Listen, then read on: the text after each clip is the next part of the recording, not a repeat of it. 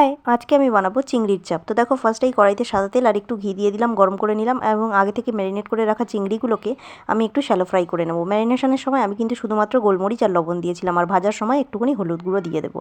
এরপরেই সেই তেলের মধ্যে কিন্তু আমি পেঁয়াজ দিয়ে দেবো, আর দিয়ে দেবো হচ্ছে একটু পোস্ত বাটা, কাজু বাটা, আর পেঁয়াজটাকে কিন্তু আমি বেটে দিয়েছি, হালকাভাবে ফ্রাই করে নিয়ে সেটাকে ঠান্ডা করে বেটে তবে দিয়েছি। তারপরে দিয়ে দিলাম কিছুটা পরিমাণ টক দই, আর তারপরে দিয়ে দিচ্ছি দেখো দারচিনি, এবং এর মধ্যে কিছু পরিমাণ আমি দিয়ে দেবো হচ্ছে কাজু গুঁড়ো।